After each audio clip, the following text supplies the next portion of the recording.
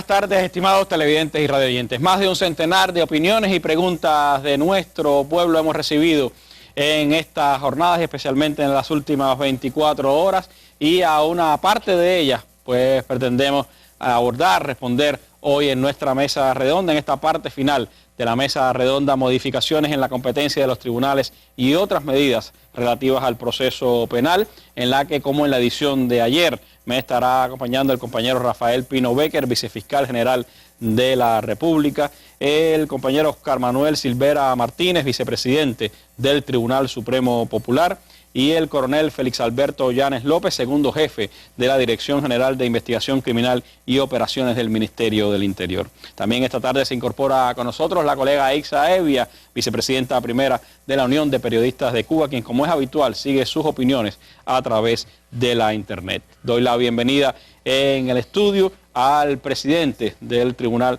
Supremo Popular, el compañero Rubén Remigio Ferro, a vicepresidentes y otros compañeros del Tribunal Supremo, vicefiscales de la Fiscalía General de la República, oficiales del Ministerio del Interior, al presidente y la vicepresidenta de la Organización Nacional de Bufetes Colectivos y otros compañeros que nos acompañan esta tarde aquí en nuestra mesa redonda.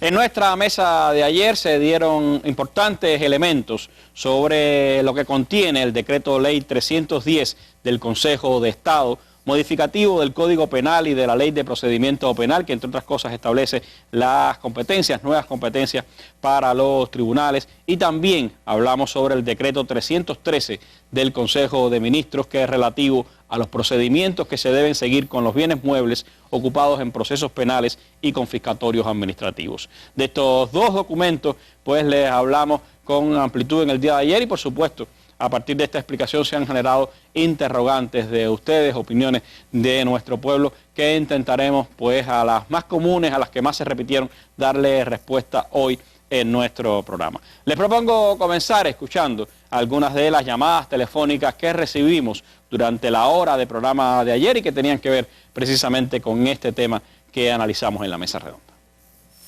Eliezer Gil Arriera, Bejucal, provincia de Mayabeque. Yo quiero saber si con eso van a agilizar los procesos de los tribunales. Yunieski Torres Casales. Ahí me hicieron una conjunta el mes pasado. Yo estuve 7 meses esperando la conjunta esa, ¿me entiendes? El juicio, y fui, pero que ahora me dicen que no, que tengo que empezar como que los 7 meses que yo tengo, me dicen que no me sirven para nada. Jesús Castro Sánchez, municipio Contra Maestre. La pregunta, sí, después que el comisor y el afectado aceptan, si cuando el afectado acepta la multa, ¿qué tiempo tiene para pagarse la multa? Bueno, esas son algunas de las interrogantes que ustedes nos hicieron ayer a través de las llamadas telefónicas directas acá a nuestro programa. Hay otras que hemos recogido a lo largo de esta semana, pero me gustaría comenzar con estas que tienen que ver específicamente con temas puntuales que abordamos en la jornada de ayer. Vicefiscal Pino, el tema de las multas, que es un tema, podríamos decir, que se amplía, que tiene novedades en este nuevo decreto ley. ¿Cómo calificar estas multas que se imponen, si pudiéramos ratificar algunos de los elementos que ayer se dieron, y también en qué momento, en qué plazo debe ser pagada esas multas que se imponen? Correcto. Bueno, Randy, como explicamos ayer, la modificación que se produce por el decreto ley 310 va en la dirección de modificar un artículo del Código Penal, que, como expresamos, es el apartado 3 del artículo 8 del Código Penal. ¿Por qué se modifica? O sea, ya se venía aplicando este tipo de multa administrativa en los delitos cuya sanción prevista era hasta 1 año de privación de libertad, y establecía una cuantía que oscilaba en un rango de 200 pesos hasta 3.000 pesos. Con esta modificación lo que se hace es ampliar esta prerrogativa de esta multa administrativa, y como son delitos hasta 3 años, por supuesto, es un hecho más grave, la cuantía de la multa asciende, o sea, comienza con un límite mínimo de 500 pesos y asciende hasta un máximo de 5.000, que puede llegar en determinados casos hasta 7.000. Bueno, pero con relación a la pregunta muy interesante que se realiza, yo pienso que la propia norma da mucha claridad sobre su contenido. Si usted me permite, voy a leer la propia norma y así vamos a ganar todo en claridad. A ver, si el culpable, esa persona que cometió el delito, satisface el pago de la multa y cumple los términos de la responsabilidad civil dentro de los 10 días hábiles, y ese es el término para efectuar ese pago, 10 días hábiles siguientes al de su imposición, se tendrá por concluidas las actuaciones y el hecho a los efectos penales no será considerado delito. No obstante, el actuante, en este caso el actuante, como explicamos ayer, estamos hablando de la policía, estamos hablando del instructor penal o del fiscal, remitirá las actuaciones a la autoridad competente cuando el infractor así lo solicite. O sea, la persona puede entender que no debe pagar la multa, que lo considere injusto y puede quiere ir a un juicio. Quiere ir a un juicio y entonces el proceso continúa su investigación o no abone la multa, dijo que le iba a abonar, pero no la abonó en el término que establece la ley, o no cumple lo dispuesto en la responsabilidad civil que le viene fijada a partir del daño que le causó a la víctima o el perjudicado. Pero bueno, creo que esta pregunta también da pie a hacer algunas aclaraciones que, aunque ayer fueron expresadas, nos parece necesario reiterar. O sea, la aplicación de esta prerrogativa, de esta facultad que se amplía ahora en virtud del decreto ley, se tiene que dar bajo determinados requisitos o presupuestos legales. O sea, no es para todas las sanciones previstas hasta 3 años. En primer lugar, tiene que estar comprendido en este rango. En segundo lugar, tiene que evidenciarse el hecho, una escasa peligrosidad social. Esta escasa peligrosidad no es un elemento abstracto, es un elemento que tiene 2 dimensiones de análisis.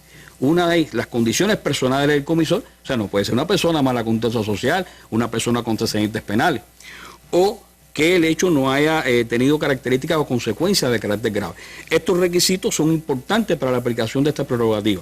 Y en este caso, el decreto ley lo que establece que lleva la aprobación del fiscal, que como dijimos en el día de ayer, a diferencia de los delitos hasta 1 año, lo podía aplicar la autoridad actuante, la policía o la instrucción, sin la aprobación. En este caso, como aumenta el marco sancionador y como aumenta la cuantía de la multa, sí requiere la aprobación del fiscal en este caso. Y debe ser pagada a los 10 días de haberse impuesto. Tiene 10 días hábiles de su imposición para el pago. Si no,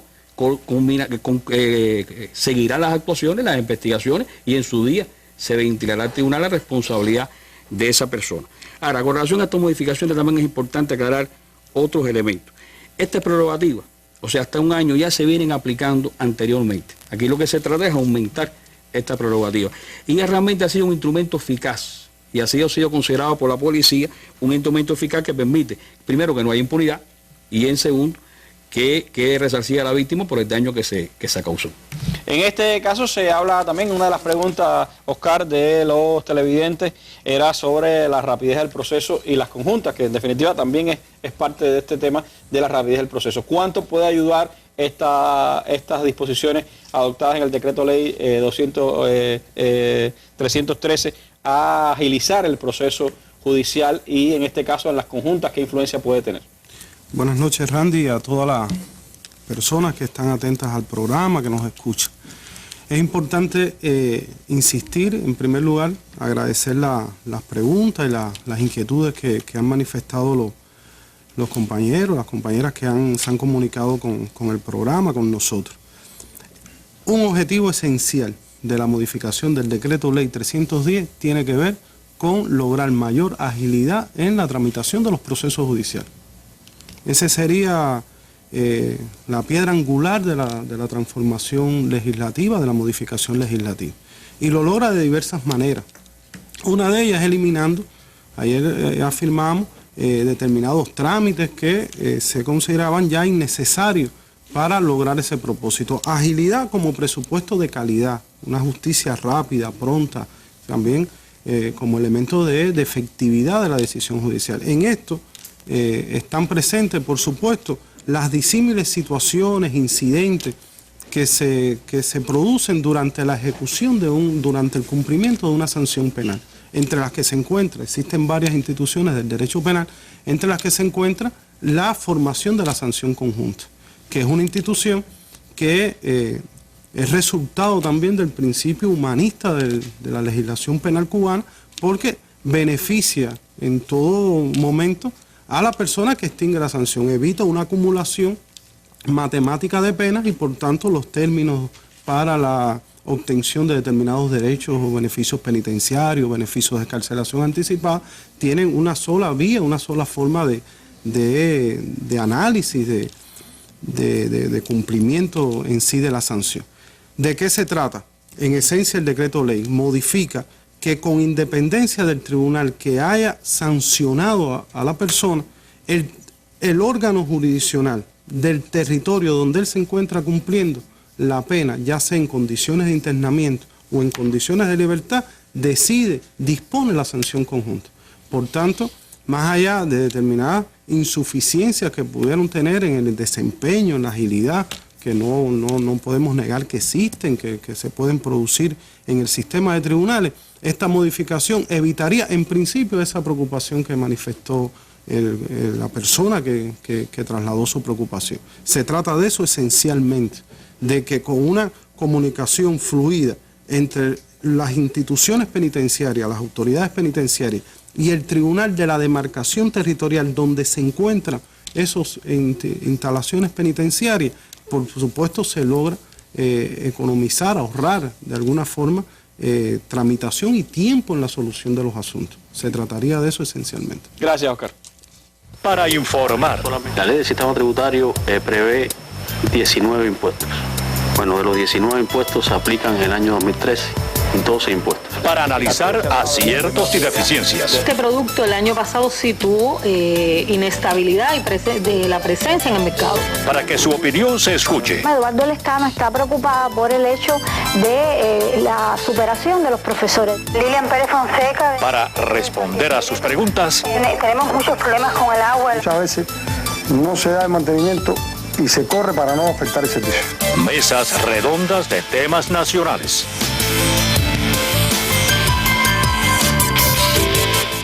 Bueno, otras opiniones nos llegaron de ustedes a través del correo electrónico y lo que han estado escribiendo en los sitios web de la Mesa Redonda y de Cuba Debate. Aixa Evia ha estado con nosotros, ha seguido sus comentarios y opiniones a través de la internet y está ahora aquí en su momento en la Mesa Redonda.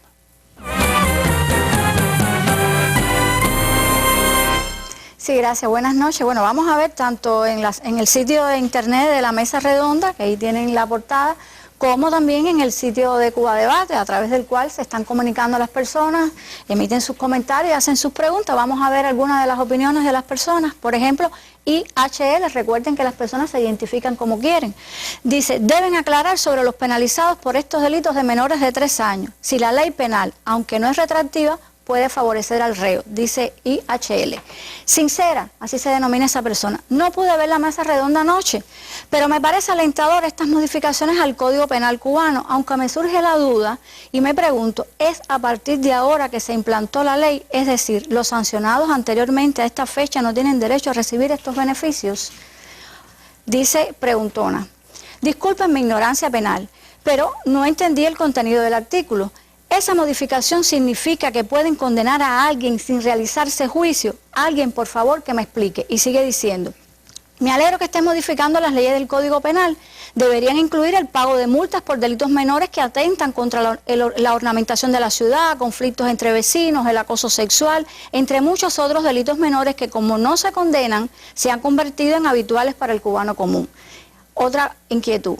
Miriam Rivas, si se amplían las facultades de los tribunales municipales para imponer multas administrativas, ¿por qué además o en sustitución de las multas no ponen trabajo comunitario para los delitos menores? Particularmente los delitos que afectan el medio ambiente deben pagar con la limpieza de áreas dentro del municipio. Y sigue diciendo Miriam, creo que eso ayudaría mucho como enseñanza a cuidar mejor nuestro entorno y contribuiría a la limpieza, al menos en La Habana, que muchos la necesitan.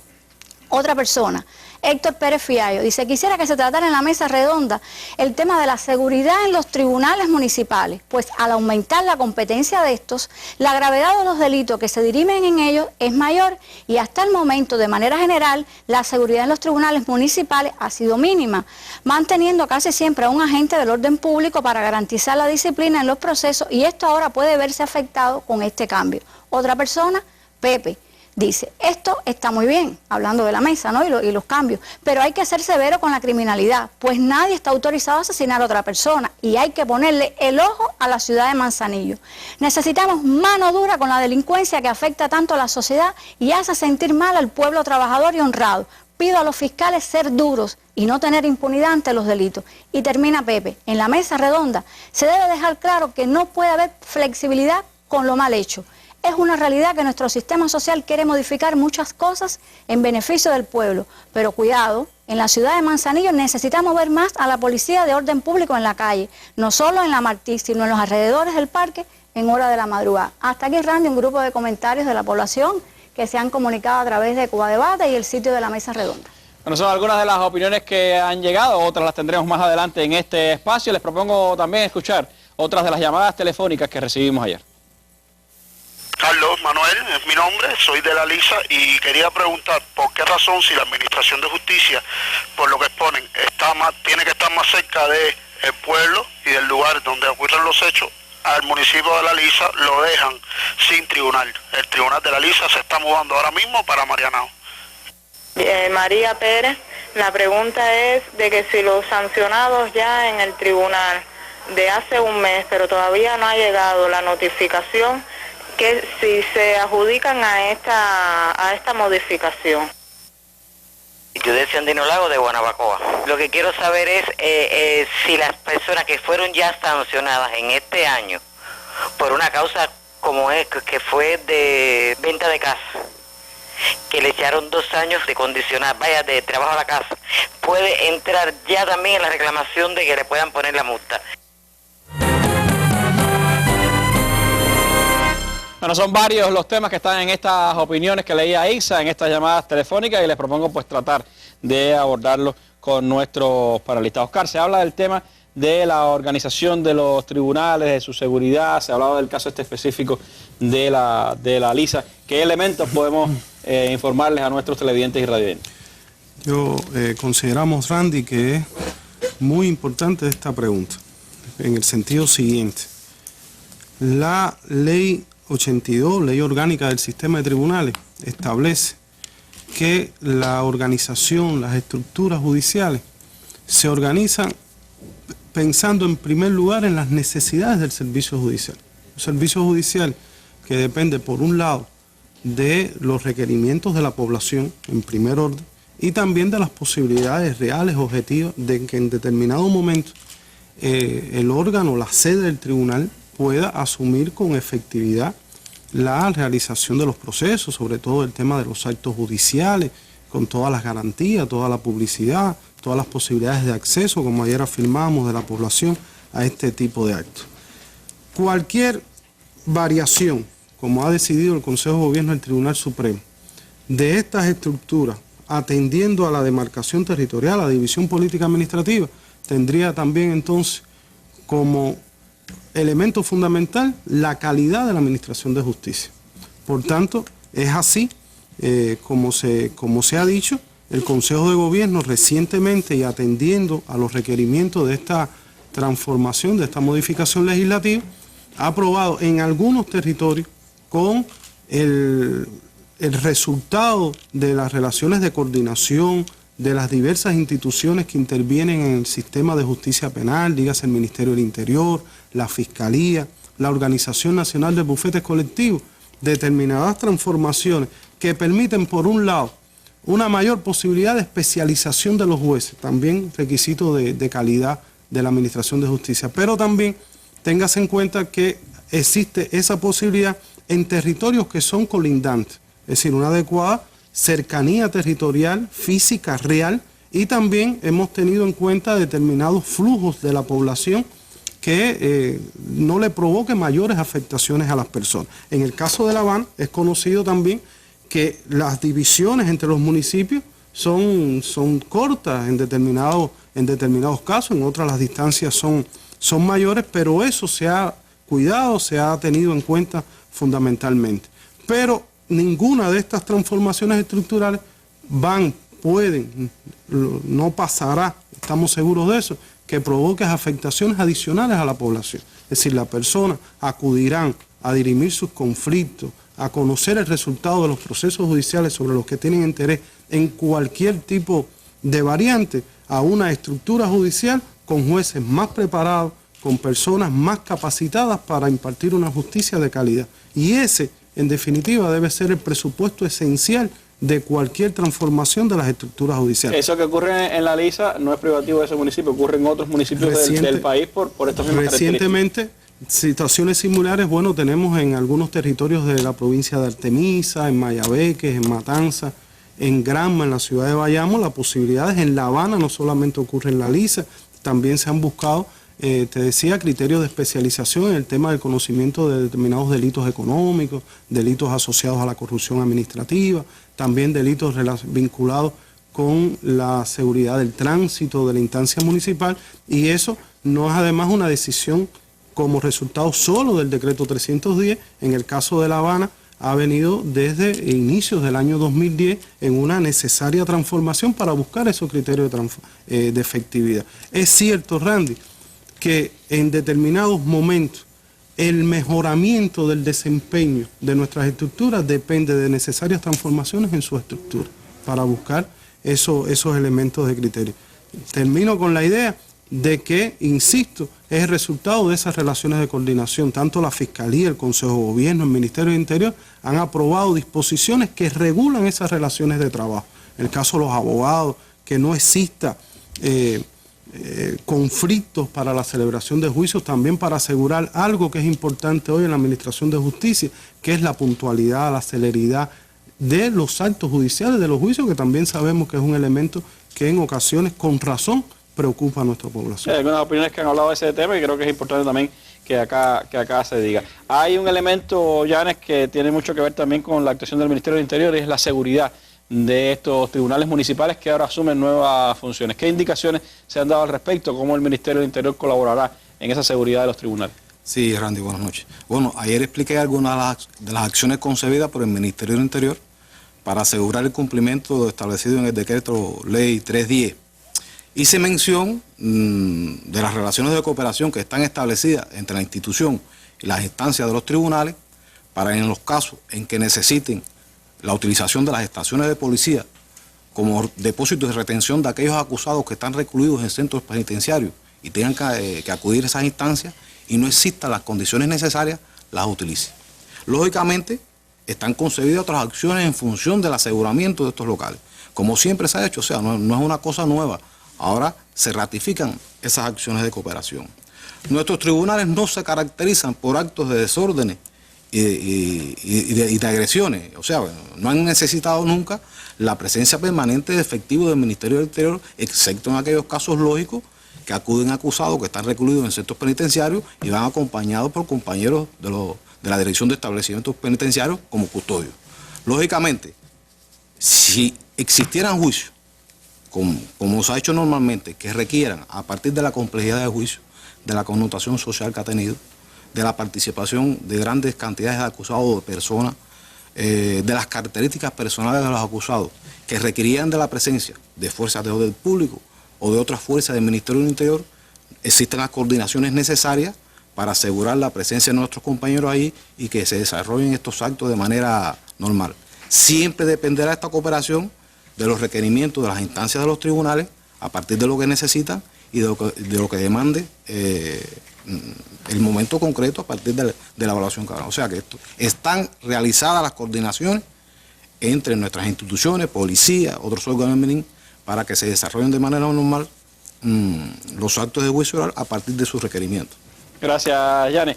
Pino, hay otra pregunta que tiene que ver con la posible retroactividad de la medida. Recibo incluso llamadas telefónicas de personas que están presas, recibimos de sus familiares, otros que están en juicio ahora, y muchos se preguntan si las medidas que están establecidas en el decreto ley 310 tienen retroactividad o si empezaron a aplicarse a partir del pasado 1 de octubre y qué influencia puede tener o no estas medidas en las penas que se establecen en un juicio. Correcto, así mismo, Yanes. Evidentemente las personas que se han pronunciado en este sentido, bueno, deben haber leído el Código Penal. En principio, las leyes penales son irretroactivas, o sea, no se mueven en el tiempo. Solo hay una salvedad, que es que cuando estas leyes penales favorecen a las personas que fueron encausadas. Y eso es así un principio y está establecido en nuestro Código Penal de esta manera, recogiendo principios universales del derecho. Pero este no es el caso.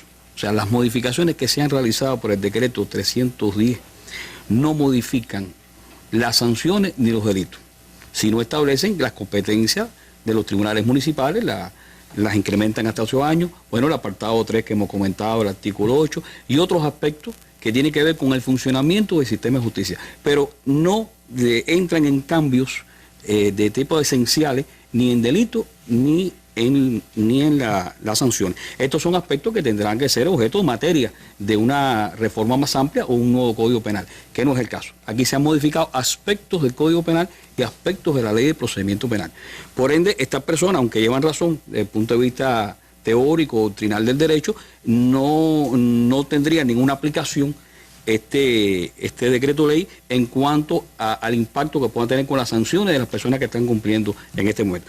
Eso no significa que, como han expresado algunos de los que llamaron, incluso internos, que están extinguiendo sanción, que consideren que le asiste razón en algún derecho, tanto en el cumplimiento como en el régimen penitenciario, puedan canalizarlo a través de lo que está establecido. Si se fue juzgado en una instancia, puede establecer el recurso correspondiente. Y si ya la sanción es firme, bueno, la ley actual de procedimiento penal establece el procedimiento de revisión. Sí, por ejemplo, Marianela Pineda, una persona que escribió a la mesa redonda, preguntaba, cuando un tribunal hace una mala decisión, ella quisiera saber a qué organismo se tiene que dirigir para pedir una reinvestigación del proceso. Correcto. Bueno, vamos a tratar de dar una respuesta en la dirección que ella está planteando, ¿no? Porque hay varios momentos. Por ejemplo, si esa persona fue sancionada en una instancia del tribunal, por el principio de recurribilidad de la sentencia, tiene derecho a establecer un recurso a la instancia superior. Si es el municipio, ahora sería un recurso de apelación. Y si es el tribunal provincial, un recurso de casación. Ahora, ya una vez firme la sentencia, agotado todos los recursos y remedios que tienen las personas, tienen también el derecho, conforme a la ley de procedimiento penal, a un procedimiento de revisión, que tiene un grupo de requisitos. Hay un grupo de causales y requisitos que no vamos a explicar en detalle, pero puede dirigirse a 3 autoridades. La ley plantea a 3 autoridades solicitando este procedimiento de revisión de su proceso, que es al Tribunal Supremo Popular, al presidente del Tribunal Supremo Popular, al Fiscal General de la República, a la Fiscalía General y al Ministerio de Justicia. Son las 3 entidades, los 3 órganos, organismos que la ley prevé que esa persona se puede dirigir cuando considere que existen elementos para revisar su proceso penal. Creo que son elementos también aclaratorios y que forman parte de esa cultura jurídica que debemos tener todos los cubanos. Gracias, Pino. Cada viernes a las 7 de la noche se pondrá a debate sobre la mesa un tema de interés social. Valores, ilegalidades, indisciplinas. Nuestra actuación como sociedad vista desde la perspectiva de periodistas de diversos medios de comunicación y otros profesionales reconocidos. También estará en el debate la opinión de nuestro pueblo a través del correo electrónico, la llamada telefónica o la cámara en la calle. Cada viernes a las 7 de la noche, un tema sobre la mesa. Acompáñenos.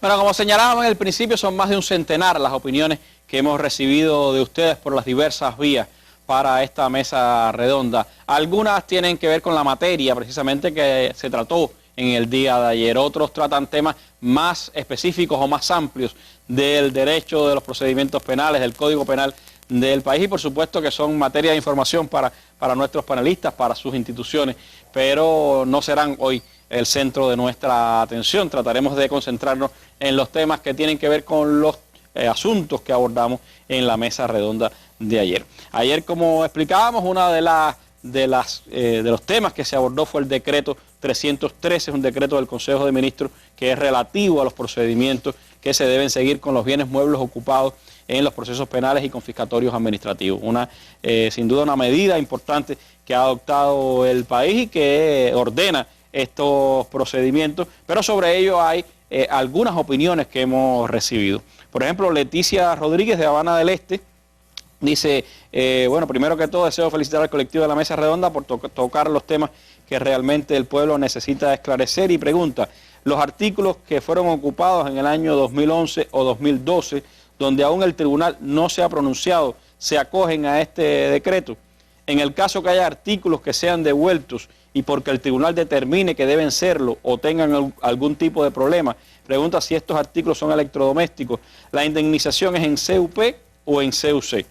Pregunta también Leticia, ¿es lícito llevarse todos los accesorios de una computadora cuando hacen un registro o se debe llevar solo el disco duro para el peritaje de la información necesaria?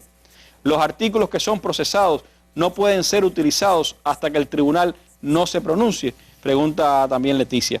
Y otra opinión, esta de Ivonne, una persona que escribió a nuestro correo electrónico, y ella interroga, quisiera me explicaran si los nuevos preceptos son aplicables cuando el bien ocupado durante el proceso de instrucción es el expediente laboral, el cual fue retenido durante más de un año. Pregunta esta persona, y son elementos que me parece importante también esclarecer, tienen mucho que ver con lo que fue explicado ayer en nuestra mesa redonda. Pino, en este ámbito de la ocupación de bienes, ¿qué elementos se le pudieran responder a Leticia del carácter de esta ocupación? Si bienes que ya fueron ocupados anteriormente podrán ser dispuestos y comercializados, como se explicaba en el día de ayer, ¿cómo será la indemnización en caso de que hubiera que dar indemnización en CUP o en CUC? Es decir, estos elementos que explicar.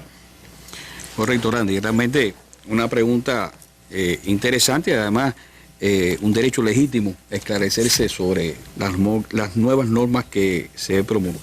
Como explicamos ayer, este decreto viene a resolver dos problemas esenciales. O sea, el tema relativo a la uniformidad en el tratamiento de todo el tema de los bienes ocupados en los procesos penales y confiscatorios administrativos, y a su vez evitar las dilaciones excesivas que hagan que se deterioren estos bienes. Ahora, el decreto establece todas las garantías para este procedimiento. Primero, desde la ocupación, como explicamos ayer, las ocupaciones tienen que estar referidas a los hechos, a los bienes que estén relacionados con el delito. Se produce una etapa transitoria, por supuesto, una nueva ley que se incorpora en su vigencia, y hay hechos ocurridos, por supuesto, y bienes ocupados durante tiempos anteriores a la ley. La propia disposición transitoria única del decreto 313 establece que los depósitos efectuados con anterioridad a la vigencia de este decreto se ajustarán en lo que corresponda a lo que por este se establece. O sea, estamos hablando de bienes que tienen una gran diversidad. Lo esencial, yo creo que debemos remarcar que en ningún caso la comercialización anticipada del bien, como es lo que autoriza este decreto, va en detrimento alguno de la facultad de la autoridad para determinar sobre el mismo. O sea, todos estos bienes que se ocupan y se presenten un día al tribunal como parte de la acusación de la Fiscalía, el tribunal queda totalmente responsabilizado con el fallo y el destino de estos bienes. O sea, todo lo que haya ocurrido anteriormente es una responsabilidad que tendremos que asumir en la aplicación adecuada, en la racionalización adecuada, y por supuesto por eso el decreto establece las distintas indemnizaciones, las devoluciones o las restituciones. En modo alguno, o sea, los tribunales quedan totalmente libres, conforme a su facultad, de decidir la legitimidad de la persona que le fue ocupada, o realmente, si es ilegítimo, como pretendió la Fiscalía con la acusación, bueno, pasará al presupuesto del Estado como se indica. Ahora, esto es ya la aplicación inmediata, es decir, para lo que estaba ocupado anteriormente y para lo que de ahora en adelante pueda ser ocupado. Correcto. ¿Qué pasa? Que el decreto habla en lo que corresponda. ¿Por qué? Porque la diversidad de bienes es amplia. Por ejemplo, hay un grupo de bienes que permanecen esperando la decisión final, como dijimos. O sea, los bienes que se remiten al banco no tienen una comercialización anticipada. Ese esperan que el tribunal decida. Joyas, alhajas, lo que hablamos. Ahí en el día de ayer, al igual que pasa con las obras de arte. Con las obras de arte no hay ninguna comercialización anticipada. Se espera a que concluya el proceso y el tribunal decida sobre él. En los automóviles también tienen un periodo, ¿no? Efectivamente, en los automóviles justamente hay un periodo diferente. Ni es inmediato, ni tampoco es necesario esperar el fallo del tribunal para disponer sobre él.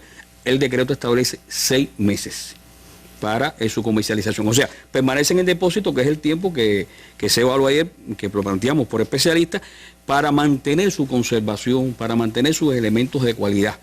porque de lo que se trata tampoco es que el bien, esperando un resultado final, realmente no tenga después ninguna autorización, ningún valor de uso. Ese bien, disculpa Randy, que se comercializa, sí se puede usar independientemente. O sea, a la pregunta que hace Leticia, es evidente que sí, que tiene su uso una vez que se comercialice por la entidad que lo tenía en depósito. Y a ese tiene el uso a la persona o a la entidad que lo adquirió. Ahora, ella pregunta si se decide que debe ser indemnizada la persona, es decir, que no era ilegítimo haber tenido determinados artículos y por lo tanto debe serle devuelto o indemnizado, si esa indemnización sería en la moneda nacional, el CUP mejor dicho, o en la moneda nacional CUC. Correcto. Aquí en este caso, bueno, este es el tercer supuesto. En primer lugar, se va a la primera opción, devolver el mismo bien. Ese es el principio. En segundo lugar, de no existir el mismo bien porque fue comercializado, se devuelve uno de similar característica.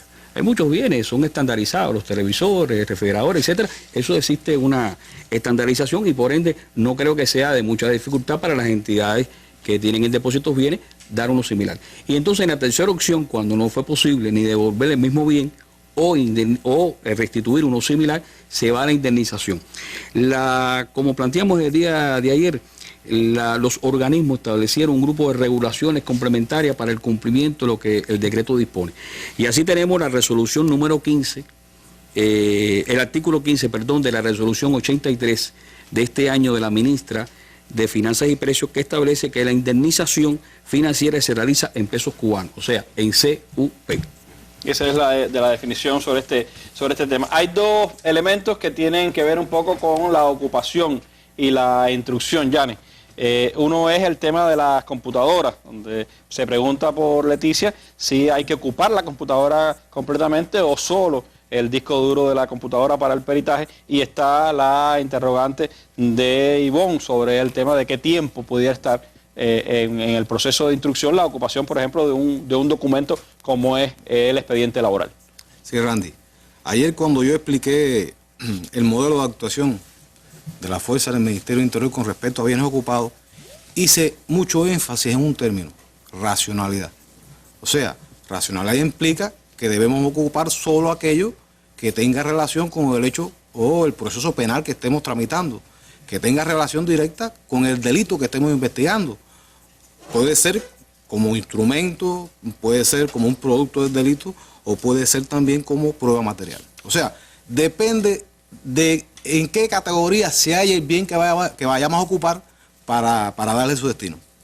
Es muy difícil, de una manera sucinta, explicar qué destino tiene cada bien, porque ningún caso se parece, ni todos los casos demandan la misma necesidad de prueba, no todos los casos demandan la misma cantidad de acciones y diligencias, y por lo tanto voy a tratar con los dos ejemplos que pusieron, o sea, las dos interrogantes que nos hicieron, voy a tratar de explicar un poquito esto. Con respecto al medio de cómputo, lo más lógico, lo que tienen indicado nuestras fuerzas, es que cuando vayamos a ocupar un medio de cómputo se haga de manera íntegra. O sea, no debe ser, no es racional que nos pongamos a desarmar un equipo dentro de un acto de este tipo de ocupación, en un domicilio, en una entidad, en el lugar que sea, para solamente ocupar lo que necesitamos. Tenemos indicada la fuerza que se ocupa totalmente para evitar daño, para evitar deterioro, se trasladan al lugar donde están las personas especializadas, capacitadas para trabajar con ellos, puede ser desde el punto de vista pericial, para obtener información, o puede ser desde el punto de vista técnico, para acceder a la pieza que necesitamos. Si lo que necesitamos del medio de cómputo es la información solamente, podemos evaluar en el transcurso del proceso si se devuelve bien y solamente nos quedamos con la información. A veces es necesario quedarnos con alguna pieza del bien, y puede ser que también evaluemos quedarnos con ella y devolver el resto del bien. Ahora, hay ocasiones en que todo el bien es producto del hecho delictivo, o sea, lo adquirieron, lo compraron, o constituyó un instrumento de derecho delictivo. Ahí hay que evaluar la posible confiscación de ese bien. O sea, no es lógico que vayamos a fraccionar un equipo como este en el lugar que realizamos la ocupación. En casos excepcionales nosotros hemos llevado técnicos al registro domiciliario, el lugar de ocupación, y hemos ocupado solamente la pieza, pero es en casos excepcionales. Con respecto a los expedientes, pueden ser expedientes laborales, pueden ser expedientes de vivienda, que es muy común, pueden ser expedientes escolares, también depende de lo que demande la investigación. Hay ocasiones que solamente ocupamos el expediente para realizar un estudio de lo que contiene. Ahora, hay otras ocasiones en que necesitamos ocupar el expediente porque hay un documento falsificado dentro de este. Ahora, lo más lógico sería que después que culminemos con el trabajo del expediente, porque solamente necesitamos el documento falsificado, lo devolvamos. O sea, no hay por qué tener un expediente, sea laboral del que sea, tanto tiempo ocupado en las instancias de la instrucción penal cuando solamente necesitamos de él un documento. O sea, de manera sucinta puedo explicar las diferentes variantes que se pueden dar en la ocupación de un bien, que depende de lo que demanda la investigación. Y depende, como usted decía, también de la racionalidad, con que se actúe. Gracias, Jan.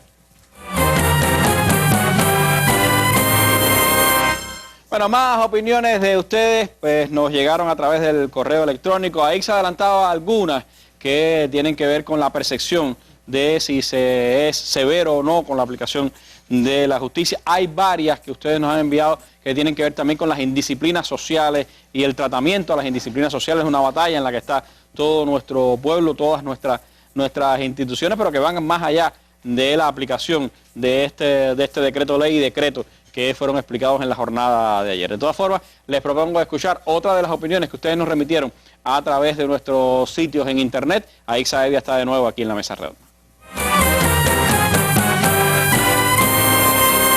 Sí, gracias. Vamos a ver las opiniones. A ver, la de María del Carmen. Dice, no pude ver completa la mesa redonda, pero sí digo que hay que tener mano dura, porque a pesar de todos los esfuerzos del gobierno por la reeducación de los reclusos, no es menos cierto que hay más delitos y de mayor peligrosidad, dice María del Carmen.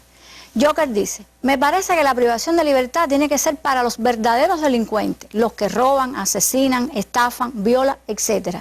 Hay ciudadanos que cometen algunas violaciones de la ley, todos nos equivocamos, dice Joker, pero que no entran en la categoría de delito. Sin embargo, merecen una sanción, pero que esta sea solo la multa, pero la cárcel.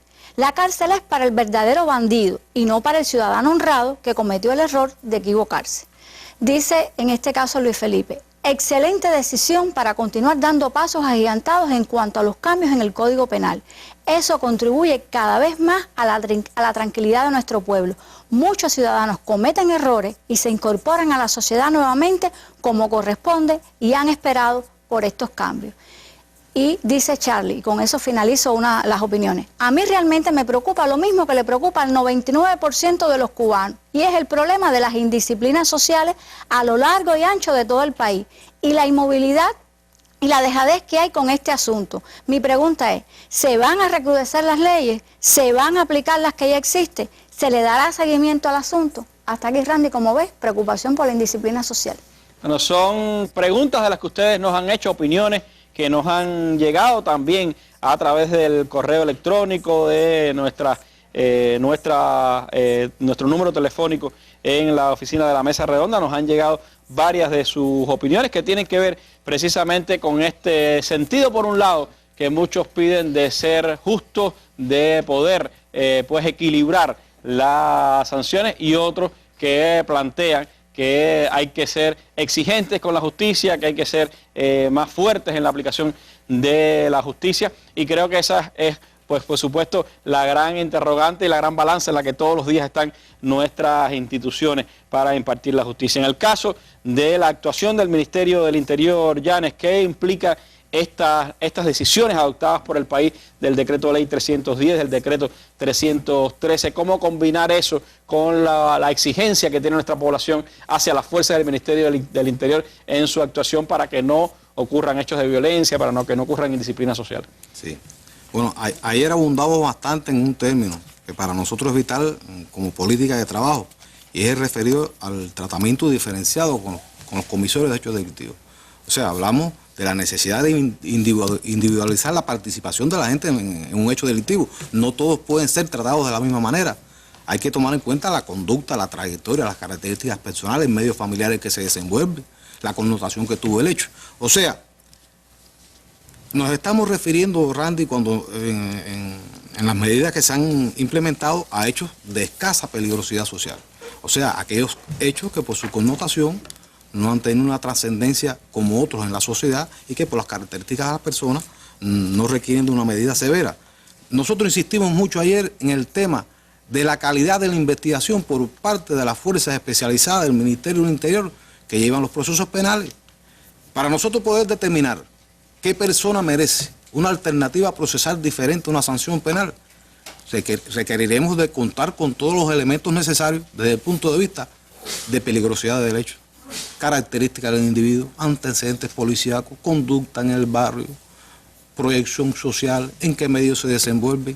Y por eso ayer insistimos que hemos indicado a todas las fuerzas, no solamente ahora, ha sido una pretensión siempre de la institución, de la necesidad que hay de agotar todas las diligencias, acciones de instrucción necesarias para aprobar el hecho, para aprobar la ocurrencia, para poder después tomar, o sea, hacer una evaluación cualitativa, que es de lo que se trata, de evaluar cualitativamente qué hacer con la persona que ha delinquido. No todos pueden llevar el mismo tratamiento.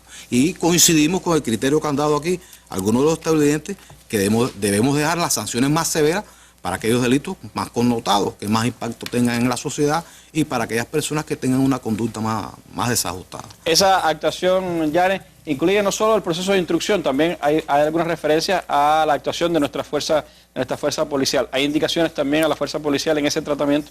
Hay indicaciones desde hace tiempo, Randy, de una actuación racional en nuestra fuerza cuando son cosas que impactan o tienen que ver mucho con la población. Hablamos de los registros, hablamos de las detenciones, hablamos de las explicaciones, del esclarecimiento ante preguntas de la población sobre un proceso penal de las que han sido víctimas.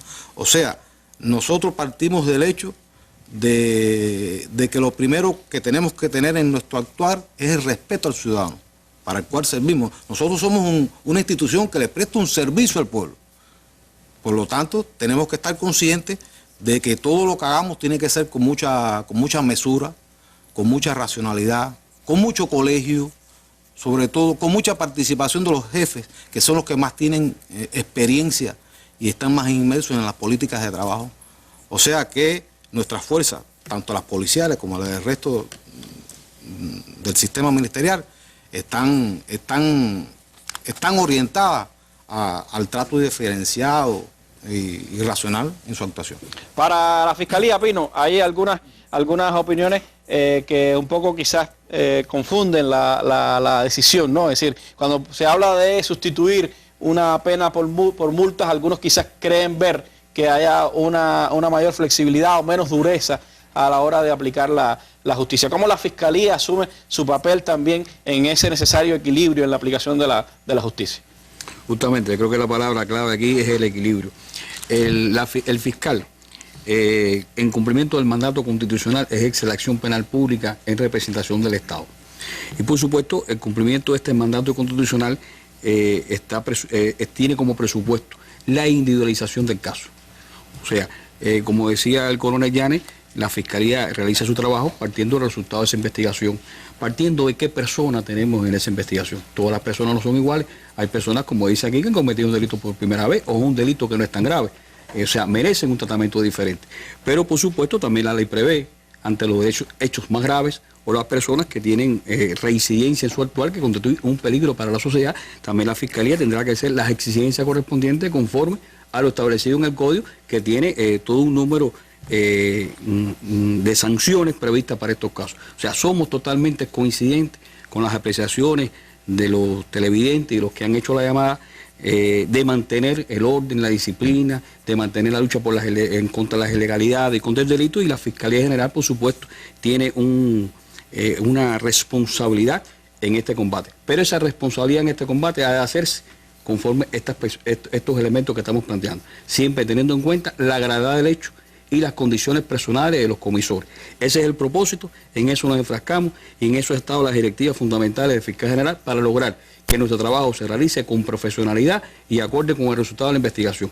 Y los fiscales seamos capaces de presentar a los tribunales las pruebas suficientes y necesarias para que sean sancionadas adecuadamente y en justicia las personas que han cometido delitos. La diferenciación esa incluye, Pino, incluso el hecho de que no todas las personas cuyo delito sea sancionable con 3 años están en la posibilidad de multa. Es decir, usted puede tener la multa o no en esa valoración. Efectivamente, así como plantea. Hay casos que no y hay casos que sí. Hay una prerrogativa que tiene que ver con lo que hemos explicado. Tiene que ver con la persona y tiene que ver con el hecho. Son dos elementos esenciales y, por supuesto, las pruebas de que esa persona haya cometido esto. Eso es válido para la aplicación de lo que se modificó por el decreto 310 y para toda la actuación en la aplicación de las leyes penales por la Fiscalía. Para el tribunal, ¿qué significa, Oscar, este reclamo del pueblo de que se aplique una justicia rápida, que sea justa, pero que a la vez no sea flexible, podríamos decir, con los delitos más graves en el país? Nuestras juezas y jueces, Randy, profesionales y leos, son conscientes de esta preocupación oportuna de nuestra población y administran justicia en nombre del pueblo de Cuba como convicción profunda de satisfacer esas aspiraciones, de satisfacer ese equilibrio que tanto se ha insistido entre el interés social y el interés individual. Hoy nuestro Código Penal tiene amplias posibilidades o alternativas para brindar a cada hecho, a cada persona acusada, sancionada por nuestros tribunales, la respuesta que corresponde, la respuesta jurídico-penal justa, proporcional, en claro sentido de justicia, un concepto muy básico, pudiéramos decir, que es darle a cada cual lo que le corresponde. Y esa capacidad, esa inteligencia de nuestros jueces está garantizada por su profunda convicción ética, por los valores que tienen nuestras juezas y jueces en el desempeño de su función. Pero desde los tribunales, Randy, y a nuestro pueblo también, expresar en nombre del Consejo de Gobierno, del Tribunal Supremo, de su presidente, del cuerpo de jueces profesionales y legos, insisto, de todo el país, que los tribunales en este momento y siempre actuarán con el suficiente rigor y severidad ante las conductas más graves que afectan hoy a nuestra población, en los delitos contra la vida, contra nuestros niños, que afectan el patrimonio de las personas, que afectan la convivencia, la tranquilidad de los vecinos, determinadas conductas irrespetuosas, transgresoras de elementales normas de convivencia y de respeto, los delitos asociados a la corrupción administrativa, a la tranquilidad ciudadana, a los delitos económicos, insisto, en los delitos vinculados a las drogas, los delitos que afectan las actividades priorizadas que posibilitarán el desarrollo económico del país. Nuestros tribunales actuarán con ese sentido de rigor, con ese sentido de severidad, pero también con todo el sentido de justicia.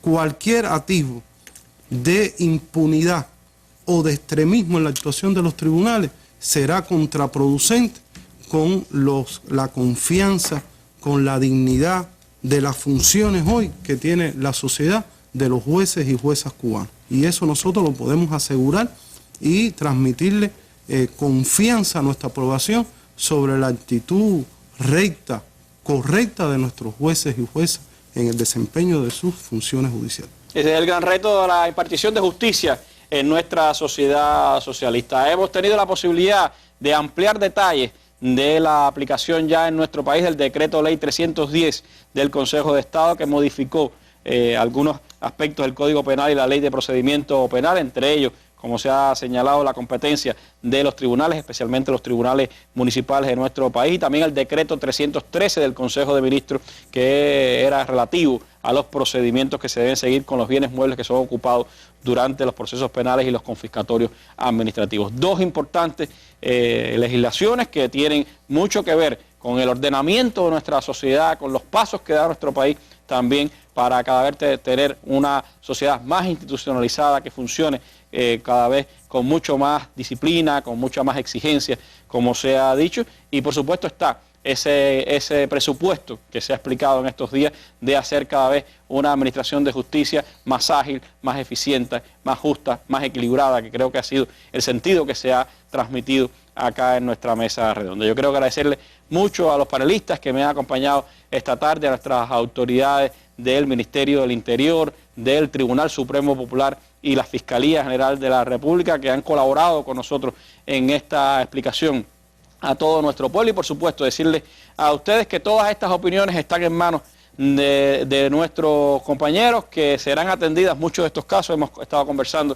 que podrán ser atendidos casos particulares que aquí han estado reflejados y otros que van a temas quizás más amplios del Código Penal, de la Ley de Procedimientos. En otro momento de nuestras mesas redondas podrán ser abordadas. Sé también el esfuerzo que hacen nuestros compañeros de Al Derecho para tratar de incrementar la cultura jurídica a otros espacios de la radio, la televisión y la prensa cubana. Y por supuesto la mesa redonda será partícipe de ese empeño por ampliar la cultura jurídica de nuestro pueblo. Así que muchísimas gracias a todos ustedes. Mañana estaremos de nuevo en nuestras mesas redondas de los viernes sobre temas sociales, modas y modos. Será el tema de mañana y estaremos hablando también de esa manera de vestir y de expresarnos en las calles y en nuestra manera de actuar en la sociedad. Y bueno, me despido recomendándole mesa redonda hoy de Telesur, 10:30 de la noche por el canal Educativo 2, sobre el próximo Festival Mundial de la Juventud y los Estudiantes que va a tener lugar en Ecuador el próximo diciembre. Y me despido con las imágenes del día que tienen que ver con esto también, porque Ecuador